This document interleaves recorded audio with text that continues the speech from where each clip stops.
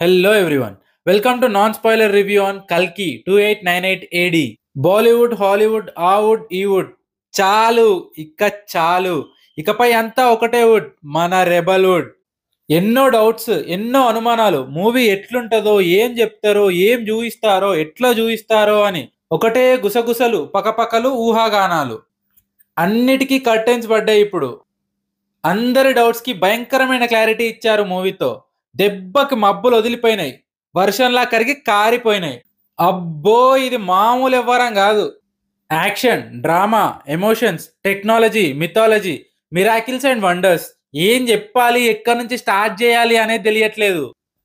ఒక్కటి గాదు, 2 గాదు. చాలా అంటే చాలా ఉన్నాయి మూవీలో. అసలు గ్యాప్ లేకుండా ఆడియన్స్ డైవర్ట్ అయ్యే ఛాన్స్ లేకుండా ఉన్నాయి మూవీలో. సో చాలా చాలా కేర్‌ఫుల్‌గా ఎలాంటి స్పాయిలర్స్ లేకుండా ఎట్ ద సేమ్ టైమ్ మూవీలో వైబ్ మిస్ అవ్వకుండా ఈ రివ్యూ చేస్తున్నా. సో హ్యాపీగా ఎండ్ వరకు చూడండి. ఇక డీటెయిల్స్‌లోకి వెళ్తే స్టార్టింగ్ ఒక 10-15 మినిట్స్ మూవీ హాలీవుడ్డే గాని తెలుగు డబ్బింగా అనిపించే లెవెల్‌లో ఉంది మూవీ. ఆ వరల్డ్‌తో సింక్ అవ్వడానికి ఇనీషియల్‌గా కొంచెం టైం పట్టింది కానీ తర్వాత గ్రాడ్యుయల్‌గా మూవీలో ఇన్వాల్వ్ అయిపోతాం. ఓన్ చేసేసుకుంటాం. ఇక 'కల్కి' యూనివర్స్ అయ్యే లోపు నెక్స్ట్ హాలీవుడ్ మూవీస్ చూస్తే తెలుగు మూవీకే ఇంగ్లీష్ డబ్బింగ్ అనిపించే రోజులు రావాలి అనిపించింది. మూవీ స్టార్టింగ్‌లోనే బేస్ ఆఫ్ ద స్టోరీ చాలా క్లియర్‌గా అండ్ స్ట్రాంగ్‌గా ఎస్టాబ్లిష్ చేశారు. Major part of the first half అంతా ఈ స్టోరీకి అండ్ నాగశ్విన్ క్రియేట్ చేస్తున్న 'కల్కి' అనే యూనివర్స్‌కి కావాల్సిన ఈచ్ క్యారెక్టర్, ప్లేస్, సిట్యుయేషన్స్‌ని ఎస్టాబ్లిష్ చేసి వాళ్ళ రోల్స్ అండ్ ప్రామినెన్స్‌ని బ్రిలియంట్ అండ్ క్లియర్‌గా డిస్క్రైబ్ చేశారు.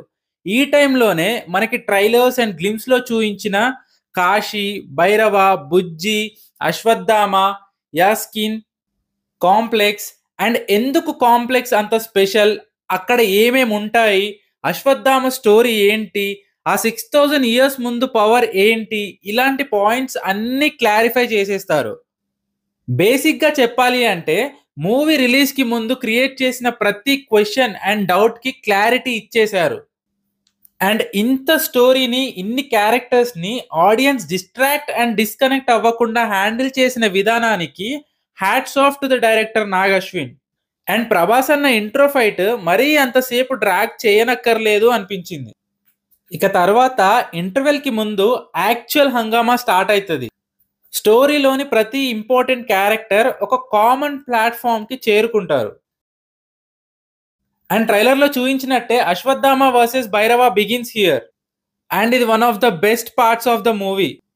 ఇక అక్కడి నుండి one by one Nag Ashwin's master strokes start అవుతాయి.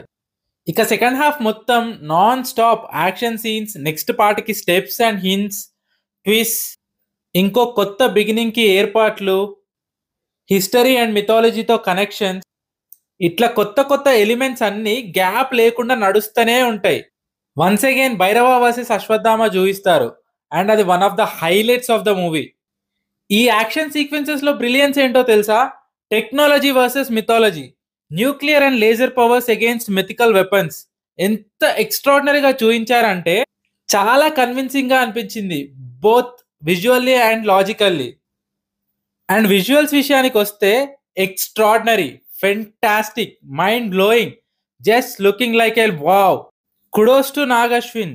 ఇన్ని ఎలిమెంట్స్ హ్యాండిల్ చేస్తూ 6000 ఇయర్స్ హిస్టరీని ప్రెజెంట్‌తో రిలేట్ చేసి కనెక్ట్ చేయడం, అప్పటి యుద్ధ వీరుల్ని, మన పురాణాలని, అందులో దేవుణ్ణి ఒక కామన్ ప్లాట్‌ఫార్మ్‌కి తీసుకురావడం అస్సలు ఈజీ కాదు.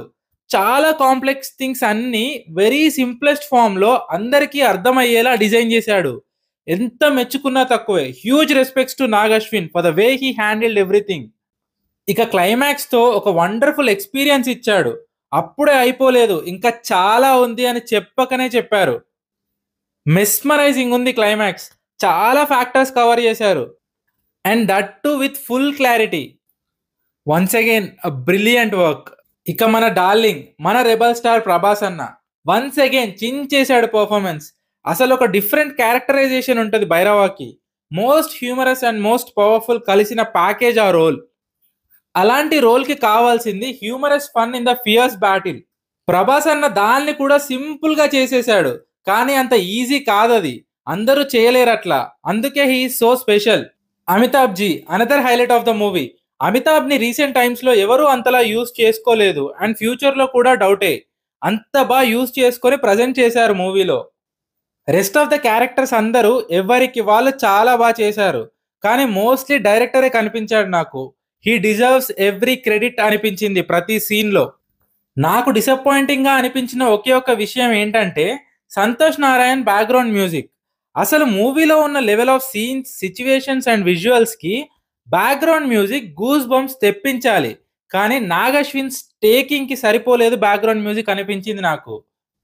అది తప్ప story, narration, direction and screen play, cinematography, VFX అన్నీ బ్రిలియంట్ అండ్ ఎక్స్ట్రాడినరీ ఉన్నాయి మూవీలో. కల్కి 2898 AD is nowhere less than any Hollywood film.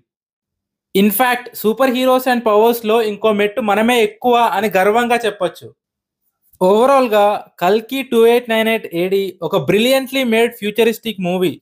Audience అందరికీ నచ్చే మూవీ అని చెప్పొచ్చు.